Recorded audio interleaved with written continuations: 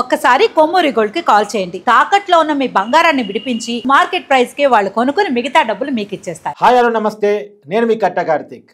ఇప్పుడు మనకు అందుతున్న సమాచారం ప్రకారం మాజీ మంత్రి కాకాని గోవర్ధన్ రెడ్డికి 14 రోజుల పాటు రిమాండ్ పడినట్టు తెలుస్తూ ఉంది.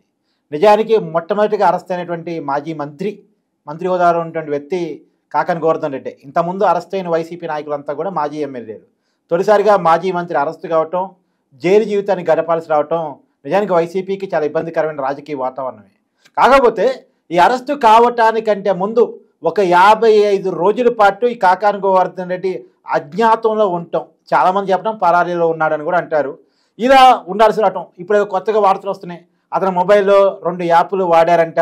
అది కూడా అన్వాంటెడ్ యాప్లు వాడి, అంటే వాడకూడనటువంటి యాప్లు వాడి అందరితో చాటింగ్ చేయటం, కాంటాక్ట్ ఉండటం చేశాడంట. అంటే రాంగ్ లొకేషన్, అంటే పోలీసులకు ఒక లొకేషన్ చూపిస్తుంది, తను ఉండేది మాత్రం వేరే లొకేషన్లో ఉంటాడు. ఇలాంటి ఏదో చేశాడంట. 4 రాష్ట్రాలు తిరిగాడంట. ఆంధ్రప్రదేశ్, తెలంగాణ, కర్ణాటక, కేరళ 4 రాష్ట్రాలు తిరిగి మొత్తానికి తప్పించుకొని తిరిగాడంట. మొత్తానికి కర్ణాటక రాష్ట్ర శివార్లో కేరళకి సరిహద్దుగా ఉన్నటువంటి ఒక రిసార్ట్లో కాకాని గోవర్ధన్ రెడ్డి పోలీసులు దొరకడం జరిగింది. ప్రస్తుతం ఆయన అదుపులో తీసుకొని కోర్టు ముందు హాజరుపరచగా కోర్టు ఆయనకి 14 రోజుల పాటు రిమాండ్ విధించడం జరిగింది. ఆయన ఎదుర్కొంటున్నటువంటి అభియోగాలు ప్యాజు అక్రమంగా తవ్వకం, తరలింపు, తర్వాత పేలుడు పదార్థాలు అక్రమంగా కలిగి ఉండటం, తర్వాత గిరిజనులను బెదిరించినటువంటి ఎస్టీ అట్రాసిటీ కేసు. ఇది నాన్ బెయిలబుల్ కేసు. సో మొత్తానికి కాకాని గోవర్ధన్ రెడ్డి చేసే నేరాలు, అతను రాబోయే కాలంలో ఎన్నాళ్ళు జైలు జీవితం అనుభవించేటువంటి అవకాశం ఉంది ఏంటి, ఈ విషయాలన్నీ కూడా మాట్లాడుకునే ప్రయత్నం చేద్దాం. మనతో ఉన్నారు సీనియర్ బీజేపీ నాయకుడు రవిచంద్ర రెడ్డి గారు. సార్ నమస్కారం. నమస్కారం కార్తీక్. సార్ ఏంటి మీ జిల్లా, మీ ఉమ్మడి జిల్లాకు సంబంధించినటువంటి నేత, మీరు వైసీపీలో ఉన్నప్పుడు జిల్లా ప్రెసిడెంట్గా మంత్రిగా కూడా ఉన్నారు కాకాని గోవర్ధన్ రెడ్డి గారు. ఇలా అరెస్ట్ అయ్యారు. తొలి మంత్రి అరెస్ట్ అయింది, మంత్రిగా చేసిన వ్యక్తి తొలి. ఎంతమంది అంతా అరెస్ట్ అయిందంతా మాజీ ఎమ్మెల్యేలు, నాయకులు. ఇప్పుడు మంత్రి కూడా అరెస్ట్ కావటం ఎలా చూపిస్తున్నారు? నేను వైఎస్ఆర్సీపీ పార్టీలో చేరేటప్పటికీ కాకాని గోవర్ధన్ రెడ్డి గారు నెల్లూరు జిల్లా వైఎస్ఆర్సీపీ పార్టీ అధ్యక్షుడిగా ఉన్నారు. అవును, ఇప్పుడు కూడా అదే డిజిగ్నేషన్లో ఉన్నారు. ఓకే, అంటే మధ్యలో నెల్లూరు జిల్లా మధ్యలో వేమిరెడ్డి ప్రభాకర్ రెడ్డి గారు వచ్చారు. ఓకే, వేమిరెడ్డి ప్రభాకర్ రెడ్డి గారు ఎగ్జిట్ తర్వాత పర్వతరెడ్డి చంద్రశేఖర్ రెడ్డి గారు ఎమ్మెల్సీగా ఉన్నారు, ఆయన వచ్చారు. ఎలక్షన్ టైంలో కూడా ఆయన ఉన్నారు. తర్వాత ఇప్పుడు మళ్ళీ కాకాని గోవర్ధన్ రెడ్డి గారు ఎలక్షన్ ఓడిపోయిన తర్వాత నుంచి వైఎస్ఆర్సీపీ జిల్లా అధ్యక్షుడిగా ఉన్నారు. నాకైతే సన్నిహితమైన సంబంధాలే ఉన్నాయి. పార్టీలోకి నన్ను ఆహ్వానించిన టైంలో కాకాని గోవర్ధన్ రెడ్డి గారు కూడా ఆహ్వానించడం జరిగింది. సో వ్యక్తిగతంగా ఎటువంటి ఇబ్బంది లేదు. కానీ మనిషి మాటపరంగా సౌమ్యుడే కానీ ప్రతిపక్షాలని, ముఖ్యంగా సోమిరెడ్డి చంద్రబాబు రెడ్డిని టార్గెట్ చేయడంలో కానీ, చంద్రబాబు నాయుడు గారి గురించి మాట్లాడటంలో కానీ చాలా అగ్రెసివ్గా ప్రెస్ మీట్లు అవి ఉండేవి. సరే, ఆయన ఆ పార్టీలో ఉన్నాడు కాబట్టి అలా ఉండేవాడు. ఎస్, అంటే మాట తీరులో మనం ఎవరైనా పోయినప్పుడు కానీ అవన్నీ కూడా సౌమ్యంగా ఉండేవాడు. రిసీవ్ కూడా చేసుకునేవాడు అందరినీ, అంటే కార్యకర్తలను కానీ లేకపోతే. కానీ ఏది ఏమైనప్పటికీ అగ్రెసివ్గా సోమిరెడ్డి చంద్రమోహన్ రెడ్డితో విభేదాలు రాజకీయ పరంగా వచ్చినవి. ఒకే నియోజకవర్గంలో పలుమార్లు పోటీ చేసినందువల్ల వచ్చిన వైరం కావచ్చు, కార్యకర్తలు అటు ఇటు మారుతూ ఉంటారు. వైఎస్ఆర్సీపీలోంచి తెలుగుదేశంలోకి మారుతుండొచ్చు, తెలుగుదేశంలోంచి వైఎస్ఆర్సీపీలోకి వస్తుండొచ్చు. కానీ ఈ పోటాపోటీ ఏదైతే రాజకీయపరమైన నేపథ్యం ఉందో దానివల్ల వాళ్ళ మధ్య వ్యక్తిగతంగా కూడా ఒకరిని మించి ఒకరికి సవాళ్ళు, ప్రతి సవాళ్ళు, తిట్లు, శాపనార్థాలు, అరెస్టుల పర్వం దాకా సోమిరెడ్డి చంద్రమోహన్ రెడ్డి గారిని కూడా తీసుకెళ్లడం గతంలో. సో ఇవన్నీ కూడా ఒక వైరాన్ని పెంచి వాతావరణాన్ని కలుషితం చేసే విధంగా ఎక్స్ట్రీమ్ భావజాలంతో వెళ్ళాయి. దాంతోపాటు అదొక్కటే ఈ అరెస్ట్ కారణం అని నేనైతే భావించాను.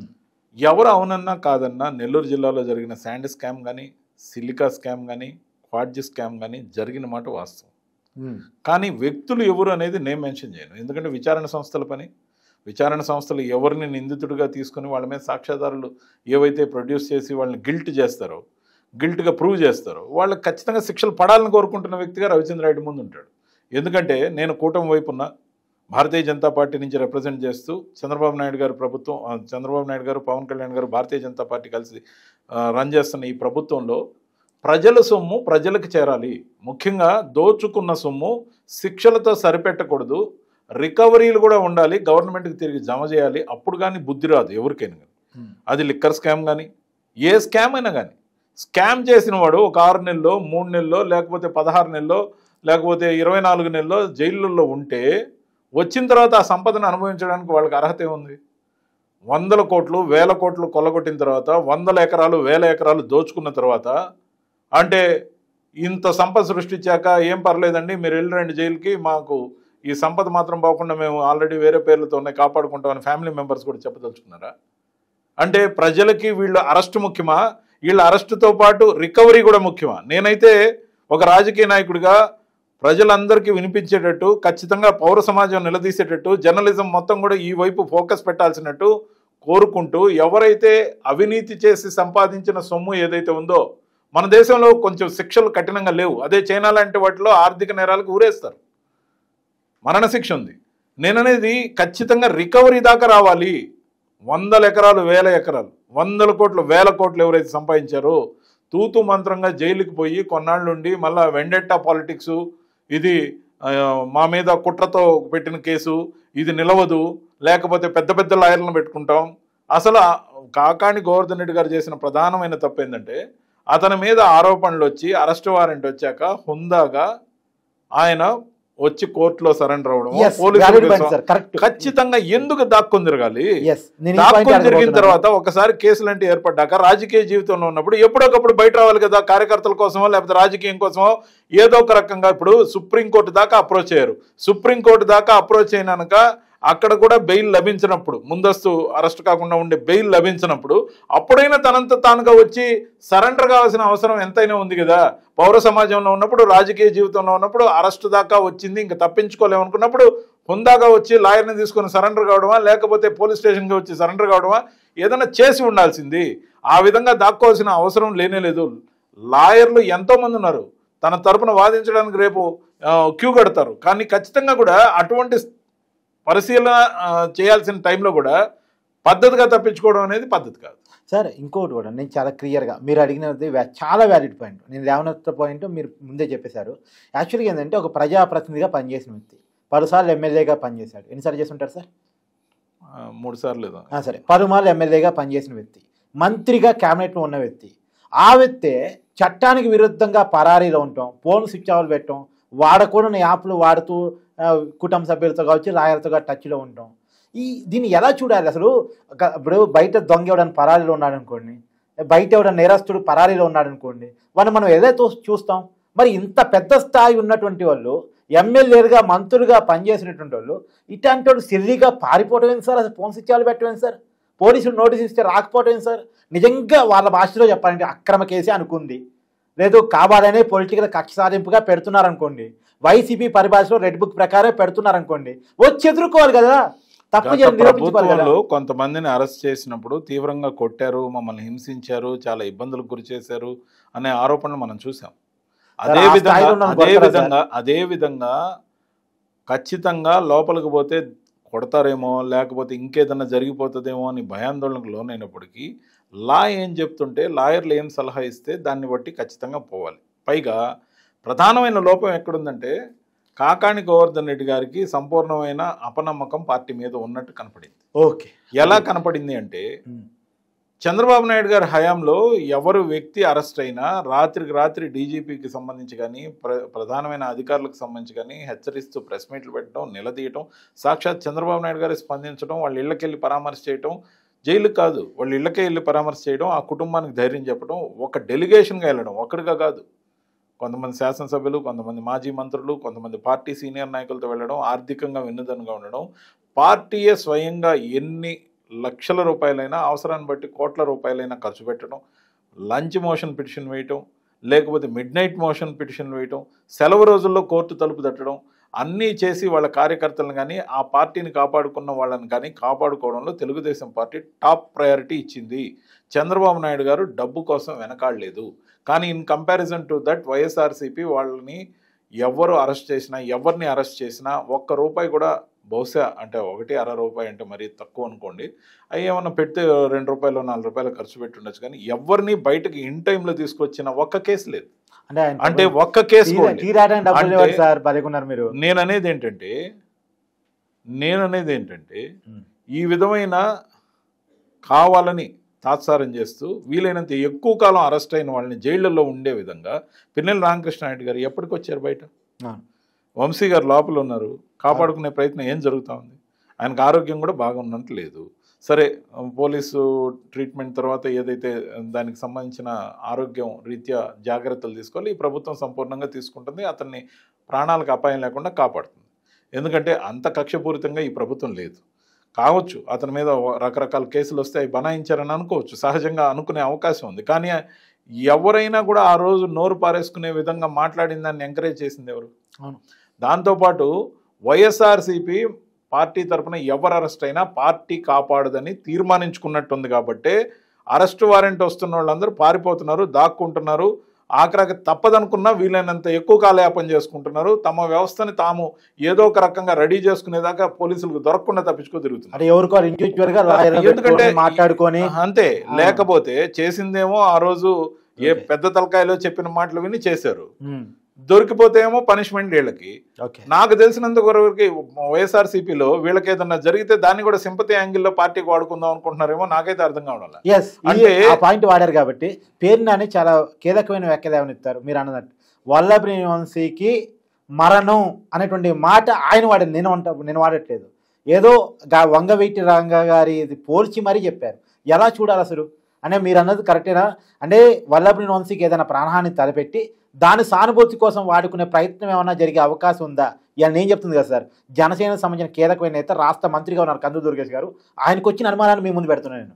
నందిగం సురేష్ గారు అరెస్ట్ అయ్యి దాదాపు 3 నెలల పైన జైల్లో ఉన్నారు. 3 నెలల నుంచి 4-5 నెలలు ఉన్నట్టున్నారు మొదటిసారి. మళ్ళీ అరెస్ట్ అయ్యారు. కాపాడుకోవడానికి పార్టీ పరంగా చేస్తున్న ప్రయత్నాలు ఏంటి? ఎంత ఖర్చు పెడుతున్నారు? ఎవరిని లైన్లు పెడుతున్నారు? ఎవరు ఇప్పుడు సెలవులు ఉన్నాయి కోర్టుకి, ఎవరైనా లంచ్ మోషన్ పిటిషన్ వేశారా? లేకపోతే అదే పెద్ద పెద్ద సీనియర్ నాయకులు ఎవరైతే రేపు లిక్కర్ స్కామ్లోనో ఎవరైనా అరెస్ట్ అయితే వాళ్ళని కాపాడుకోవడానికి ఎన్ని రకాల చర్యలు చేయాలో అన్నీ చేస్తారు కదా. అంటే చులకన భావమా? పోతే పోయాళ్లే, ఉంటే ఉన్నాళ్ళే, ఎంత కాలం ఎక్కువసేపు జైల్లో ఉంటే అంత మైలేజ్ మనకు వస్తుంది, లేకపోతే వాడికి ఏదైనా హాని జరిగితే పోయి పరామర్శించి వాళ్ళ కుటుంబానికి 10 లక్షలు చెక్ ఇది. ఏం రాజకీయం ఇది? ఒక మెసేజ్ పోతుంది కదా కార్యకర్తల్లో. రేపు పార్టీ కోసం తెగించేవాడు ఎవడు? అందుకే చెప్తున్నా, బీజేపీ కార్యకర్తలను కాపాడుకునే పార్టీ, బీజేపీ అందరికీ రక్షణగా ఉండే పార్టీ. కాబట్టి బీజేపీ వైపు చూడండి. బీజేపీ దేశంలో గౌరవంగా బతకడానికి అవకాశం ఇవ్వడంతో పాటు భారతీయ జనతా పార్టీ అంటే భారతదేశంలో ఉన్న ప్రతి పౌరుడికి మేలు చేసే పార్టీ, సబ్కే సాత్ సబ్కా వికాస్ అనే విధానంతో నినాదంతో ముందుకెళ్తున్న పార్టీ, నరేంద్ర మోడీ గారి నాయకత్వంలో పనిచేస్తున్న పార్టీ, మచ్చలేని వ్యక్తి, కాలర్ ఎగరేసి చెప్పొచ్చు మా నాయకుడు నరేంద్ర మోడీ గారిని. మరి ఇలాంటి పార్టీలకు రమ్మని వైఎస్ఆర్సీపీ శ్రేణులకు పిలుపునిస్తున్నా. ఎందుకు చెప్తున్నానంటే, మిమ్మల్ని రక్షించలేని పార్టీ, మిమ్మల్ని వాడుకుంటున్న పార్టీ, మీ ఆ కోవట్లతో బందీ అయిన నాయకుడు, ఎప్పుడో కానీ ప్రెస్ మీట్ కూడా పెట్టలేని అలసత్వం, లేకపోతే అన్ని రకాలుగా మీరు చూస్తే కార్యకర్తలకి ఎప్పుడో రక్షణ కల్పించిన 2.0లో. అంటే 5 సంవత్సరాలు పోయింది, ఈ 5 సంవత్సరాలు పోవాలంటే 10 సంవత్సరాలు ఆ కార్యకర్తల వయసు పెరగడం లేదా, లేకపోతే ఆర్థిక వనరు ఏంది, ఆ కుటుంబం పరిస్థితి ఏంది, లేకపోతే అసలు ఏ విధమైన రక్షణ ఇవ్వలేని పార్టీతో పనిచేసిన వాడికి మనుగడ ఎలాగా? కనీసం పార్టీ ఐడి కార్డు కూడా లేదు ఏ కార్యకర్తకి. అవునా? ఎలాగా? కొత్తగా సభ్యత్వాలు లేవు, ఉన్నవాళ్ళు పోతున్నారు, మరి కాపాడుకోవడానికి ప్రయత్నాలు లేవు. అంటే యాంటీ ఇన్కంబెన్సీ వస్తుంది. అమలు చేయని హామీల నేపథ్యంలో యాంటీ ఇన్కంబెన్సీని మనం ఫిక్స్డ్ డిపాజిట్లో వేసిన 40% అట్టే ఉంటుంది, కదలకుండా చెక్కు చెదరకుండా అనుకొని తిరిగి మనం గెలుస్తాం అనుకున్న ఊపు వచ్చినప్పుడు లాస్ట్ సంవత్సరంలో మళ్ళీ పెట్టుబడులు వస్తాయి, మళ్ళీ ఇంకోసారి పోటీ చేసేద్దాం, ఆ తర్వాత మన అదృష్టాన్ని పరీక్షించుకుందాం, గెలిస్తే ఓకే, లేకపోతే మా వయసు అప్పటికి కూడా 55 కాబట్టి 55 తర్వాత ఇంకో 5 సంవత్సరాలు పోతే ఏమవుద్ది, అప్పటికైనా రాక ఏడకపోతాం, అప్పటికి చంద్రబాబు నాయుడు గారికి వయసు బాగా పెద్దదవుతుంది కాబట్టి ఇబ్బందే లేదనే కోణంలో ఆ నాయకత్వం కనబడుతూ ఉంది. కాబట్టి ఖచ్చితంగా కూడా ట్రయల్ అండ్ ఎర్రర్ బేస్లో కార్యకర్తలను కాపాడుకోకుండా ఏదైతే వైఎస్ఆర్సీపీ పనితీరు ఉందో, కోటరీలో ఉన్న కోవట్ల చేతిలో నాయకుడు ఇబ్బంది పడి పెనుగులాటకు ఏదైతే లోనవుతున్నాడో, ఇదంతా చూసిన తర్వాత అయినా భారతీయ జనతా పార్టీ వైపు తరలి రావాల్సిందిగా వైఎస్ఆర్సీపీ గణానికి మొత్తానికి పిలుపునిస్తున్నా. ఖచ్చితంగా కూడా అంటే మీరు తప్పులు చేసి, మీరు క్రిమినల్ కేసులు ఎదుర్కొని, లేకపోతే మీరు మోసాలు చేసి స్కాములు చేసిన వాళ్ళని దయచేసి రావద్దని చెప్తున్నా. ఎందుకంటే మీ అందరికి శిక్షలు పడితే భారతీయ జనతా పార్టీ ఎట్టి పరిస్థితుల్లో కాపాడదు. ఖచ్చితంగా మీ మీద అసలుకి జెన్యున్ కేసులు కాకుండా, లేకపోతే ఏదన్నా తెలిసి తెలియక పెట్టిన కేసులైనా, లేకపోతే ఆ పార్టీకి సంబంధించిన వెసులుబాటులో లేదు, న్యూట్రల్గా ఉన్న యువత అయినా, కొత్తగా వచ్చే యువతరానికైనా నేను పిలిపించేది ఏంటంటే, భారతీయ జనతా పార్టీ భారతదేశం కోసం పనిచేస్తున్న పార్టీ, దేశం కోసం ధర్మం కోసం నిలబడుతున్న పార్టీ. కాబట్టి ఈ రోజున వైఎస్ జగన్మోహన్ రెడ్డి గారి దయాదాక్షిణాల మీద మాత్రమే మీరు నాయకుడిగా ఎదగాలి. అలా కాకుండా భారతీయ జనతా పార్టీ సిద్ధాంతపరంగా, నాయకత్వపరంగా, దేశమంతా పరిపుష్టంగా ఈ దేశంలో ఉన్న 28 రాష్ట్రాల్లో 22 రాష్ట్రాల్లో అధికారంలో ఉన్న పార్టీగా, గొప్ప పార్టీగా, ప్రజలందరికీ మేలు చేసే పార్టీగా భారతీయ జనతా పార్టీ వైపు రావాలని కోరుతూ ఉన్నాం. సరే, ఇప్పుడు మీకు ఎలా ఉంది బీజేపీ? బ్రహ్మాండంగా ఉంది. ముఖ్యంగా ఇక్కడ రాజకీయ అంశాల కన్నా కార్తిక్ గారు, రాజకీయ అంశాల కన్నా ప్రతిరోజు ఇక్కడ భారత్ మాతకి జై అనే నినాదాలు ప్రతిధ్వనిస్తుంటాయి. అంటే దేశభక్తితో కూడిన పార్టీ కార్యక్రమానికి మనం ఏ కార్యక్రమం ఇంటర్నల్గా పార్టీ ఆఫీసులో చేపట్టేదైనా భారత మాతకి దండ వేసి ఖచ్చితంగా గౌరవించిన తర్వాతనే పార్టీ కార్యక్రమాలు మొదలవుతాయి.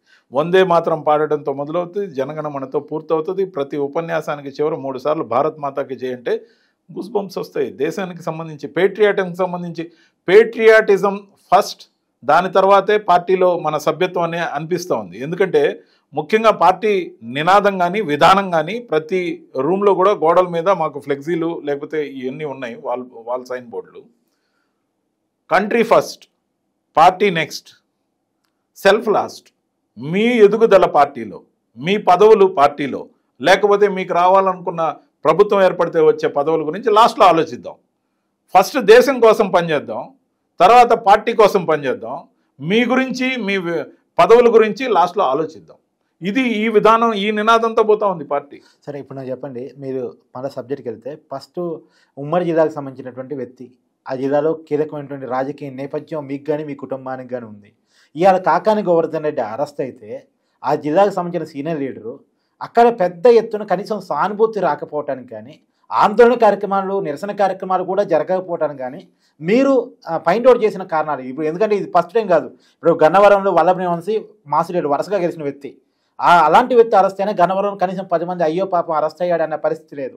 తర్వాత కొడాలి నాని పాపం హాస్పిటల్ పాలయ్యాడంటే, సర్జరీ చేయించుకున్నాడంటే, అయినా సరే గుడివాడలో పెద్దగా జనం స్పందిస్తున్నటువంటి పాపాన్ని పోవట్లేదు.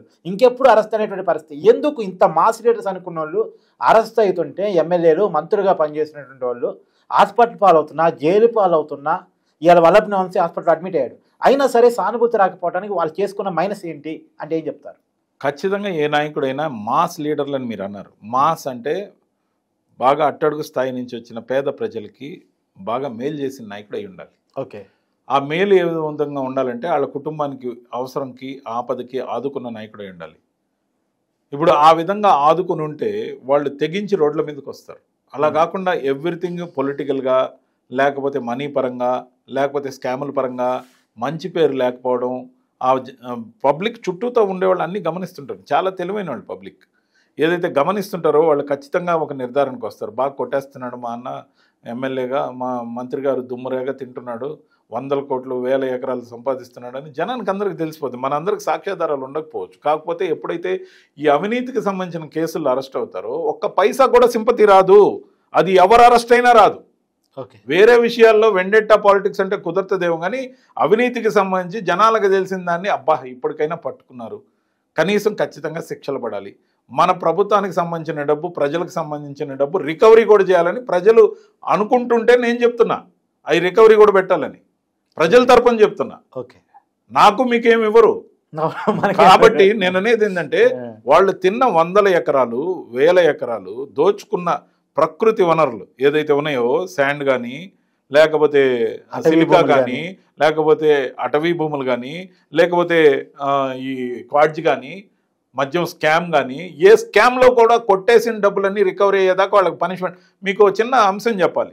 ఎవరినైనా అరెస్ట్ చేసినప్పుడు ఎవరైనా ఒక వ్యక్తికి 1 సంవత్సరం 2-3 సంవత్సరాల శిక్ష వేసినాక 25,000 లేకపోతే 5,000 పెనాల్టీ వేసి కట్టకపోతే మరికొన్ని రోజులు జైల్లో ఉండమని చెప్తుంది కోర్టు. ఈ విధానం మన దేశంలో ఉంది. చాలామంది పేదవాళ్ళు కట్టలేని పరిస్థితుల్లో కొన్ని రోజులు ఎక్స్ట్రా జైల్లో ఉండొస్తారు. అలా కాకుండా కొంతమంది డబ్బున్న వాళ్ళు ఆ 1,00,000 రూపాయలు, ఆ 2 లక్షల పెనాల్టీ కొట్టేసి వీలైనంత వరకు మంచి మార్కులు కొట్టేసి ఇంకా పీరియడ్ కన్నా ముందే విడుదలై బయటకు వస్తుంటారు. కానీ నేననేది ఏంటంటే ఈ 1,000 కోట్లు కొట్టేసిన వాళ్ళకి మామూలు శిక్షలు సరిపోవు. బతికినంతకాలం జైల్లో ఉంచాలి, లేదంటే రికవరీ చేయాలి. ఓకే, అప్పుడు కానీ బుద్ధి రాదు. ట్రూత్. ఎందుకంటే ఆ కొట్టేసిన సొమ్మును అనుభవించడానికి ఎంత 6 నెలలే కదా, 2 సంవత్సరాలే కదా, 3 సంవత్సరాలే కదా, వచ్చేద్దాం మళ్ళీ దున్నేద్దాం, మనం సంపాదించిన సొమ్ములు ఆడ పెట్టాం కదా జల్సా చేద్దాం. ఇది కరెక్ట్ ప్రాసెస్ కాదు. అవును, నిజమే. ఖచ్చితంగా కూడా ఆ భయం రావాలంటే ఒకసారి అరెస్ట్ అయితే అవినీతిలో రాజకీయంగా ఖచ్చితంగా ఇంకా అవకాశం ఉండకూడదు. సంపాదించిన సొమ్మును మొత్తం జప్తు చేయాలి.